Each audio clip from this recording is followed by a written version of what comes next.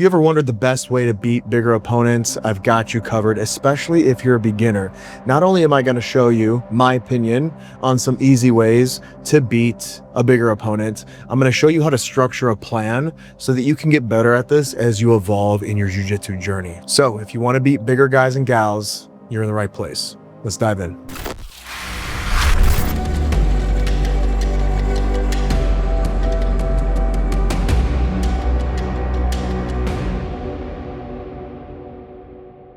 Now, as someone who's been competing for a long time, whether that be wrestling or jiu-jitsu now, I can tell you that one of the best things you can do is develop a plan, but understand that it needs to be fluid and anything can happen. See, this video has two purposes. One, obviously to show you how to beat bigger opponents, but also how to structure a plan, to segment it so that it makes sense, to string techniques together to get the ultimate result, which is to win against someone bigger than you. Not only that, I'm going to tell you why each technique works for smaller people versus bigger people. So let's dive in. Just to show the size differences here, I've got my buddy Steve. He's 6'2", 240 pounds. I'm standing next to him at 5'11", 210 pounds. Now, I'm not necessarily a small guy, but Steve is much bigger than me, so he's the perfect training partner for this video. First off, we're talking about first contact and taking our opponent down. Now, when it comes to bigger people, I don't like to give them extra time to set up whatever it is they want to set up. I want to get straight to business. So as you see here in the example, I go in for the collar tie. So as I go for the collar tie, my right hand on the back of his neck, I make sure that my left hand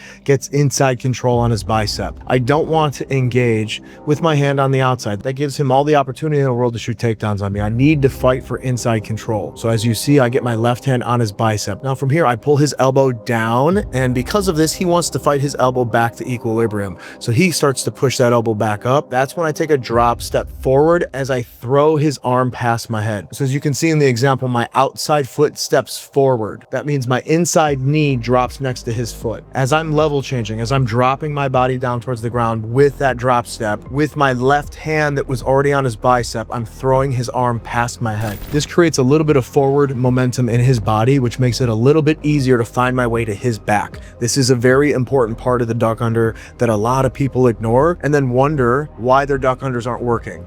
Throw that arm past you. You need this part. Now, once that arm is passed, I'm keeping good posture and I'm almost looking up as I'm keeping my head parked against the back of his shoulder. Now, I'm not just using my leg muscles to stand up. If you notice, my right hand is still on his neck and I'm almost doing a one-handed pull-up off his body to help me get back to my feet quickly. Now, as I'm getting back to my feet quickly, I start to turn the corner, so I'm putting my belly button against his spine. It doesn't have to be perfect. You might be a little bit off tilt and that's totally fine. The whole goal though, as a landmark, is to get your belly button near his spine. As we're wrapping up the duck under, I want to find a 2-on-1 grip on that left hand of his.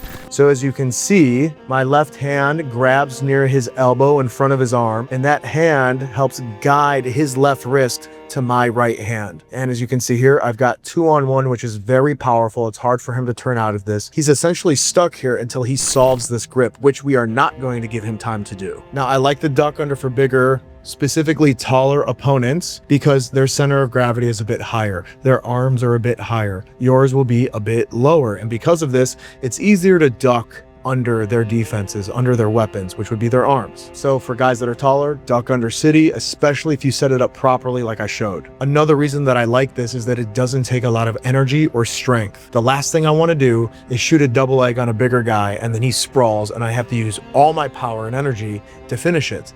I want to be energy efficient, especially against someone who's bigger and stronger than me. The duck under allows you to get to the back without emptying your gas tank, preserving your strength, and putting you in an advantageous place to win this match.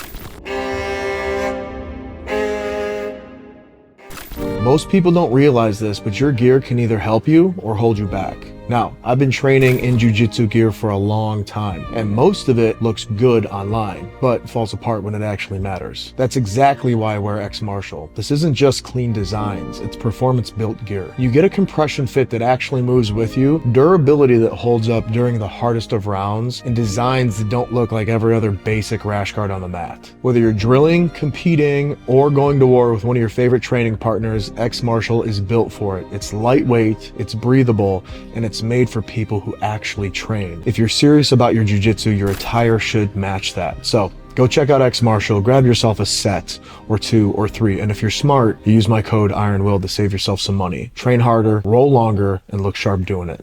Let's get back to the video. Okay, well, let's take this to the next step. Now that I've got my 2-on-1 and I'm on his back, I'm gonna look for a very simple back trip.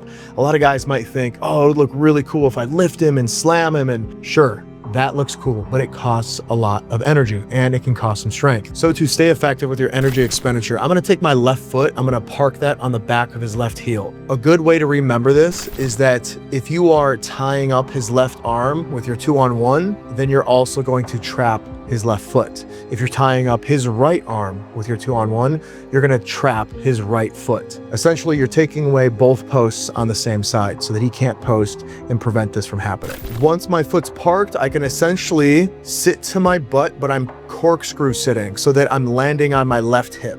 Okay, where a lot of people mess this up is that they pull the opponent back on top of them and then they got to barrel roll them off. Don't do that. Not only is it not effective, you're giving him opportunities for escape. So what we're going to do is we're going to sit to that left butt cheek, that left hip, and we're going to corkscrew down to the ground. And as I show this just by myself without my training partner, you can see very clearly what I'm talking about. I am turning and twisting. Okay, so back to doing this with my training partner. I trap the foot, I twist and sit, and you'll notice that right before I hit the ground, I let go with my left hand. The last thing I want is to land with his body weight on top of my hand. On the mats, really not a big deal, but if you do this on some concrete or a gravel driveway, you are going to feel that, and not in a good way. So make sure that once they're past the point of no return, they're past their tipping point, they're going to the ground, right before you hit the ground, you can let go with that left hand. Let their body catch the fall. They're gonna hit, then you hit on top of them. Okay, now let's continue to evolve this. We are chaining techniques together to get the win against our big, strong opponent. So now that I've got him on the ground, I'm gonna move into side control. Some examples, he may flatten out all the way so both his shoulder blades are on the mat. He might kind of be on his side a little bit. It really doesn't matter here, because what I'm going to do is I'm going to obtain twisting arm control. So once he's on the ground, I move into side control so that my chest is parked right behind his top side arm. And if I need to, I can press my chest into the back of his right tricep, which keeps his right hand within range from my left hand, which is going to reach underneath his head and grab his right wrist. Once I have this, this is twisting arm control, but we're gonna make this even more secure. So I'm gonna take my right hand, feed that through, as you can see in the example, and I'm going to grab my left wrist with my right hand. Now, once I have this, I pull it all in nice and tight to my body, and this is called the gift wrap. This again is very strong, very energy efficient, and very effective against bigger opponents. I'm not trying to match strength with strength against a bigger opponent. I'm trying to use technique. I'm still using strength, the strength that I have, but I'm also combining that with technique that puts me in a place of advantage. Now that we have the gift wrap, we're gonna move into a back take. This is a very standard back take that will work on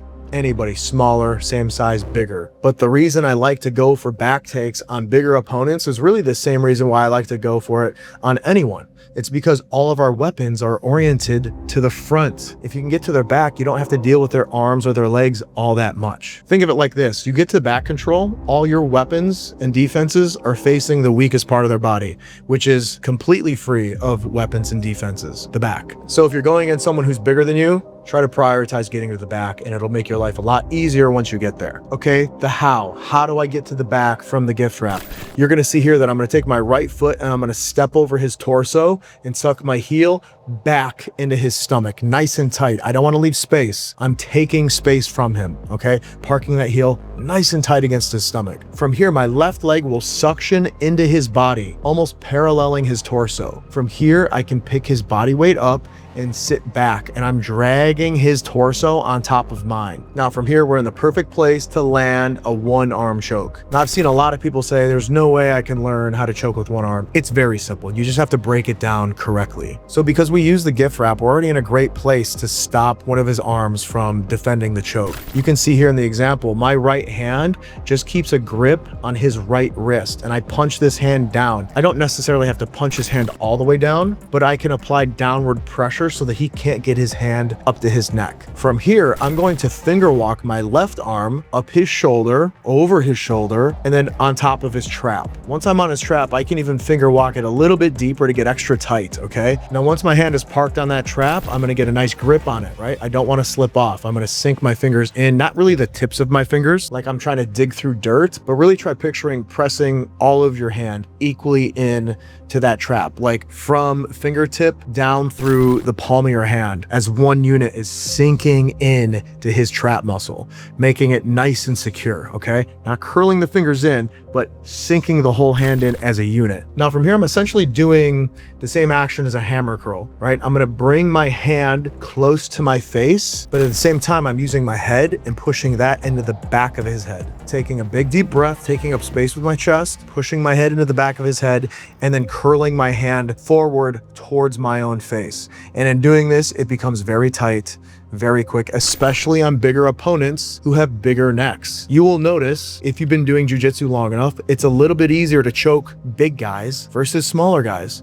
And for those of you that get to train with women, I've found that it's a little bit more difficult to choke women because they have less muscle tissue. They have skinnier necks. And honestly, it's an advantage for them. But bigger guys with bigger necks, I just find it so much easier to finish chokes on them. And that's just one way I would structure a plan to beat a bigger opponent. All of these moves I use, I was keeping energy expenditure in mind. There's a million different ways to do this, but trying to keep this as simple for the beginners as possible, but also as effective as possible for the guys that like to compete, and we'll do this regularly. So if you guys like this type of video where I break down plans on how to beat bigger opponents, or maybe smaller opponents, or maybe leg lockers or wrestlers, let me know. I have been doing this for a while and I'm a planner. I like to have a plan. So if you guys enjoy this, let me know. Also, if you're someone who's been training for a while, what's your favorite way to beat bigger opponents? What moves do you think work the best for you? And what's your body type, right? Are you smaller? Are you medium? Are you big yourself? I'd love to hear from you guys. We're all learning from each other anyways. So with that, you know how we like to end them. New videos every Monday, sometimes backwards, always forwards. I'll see you in the next one.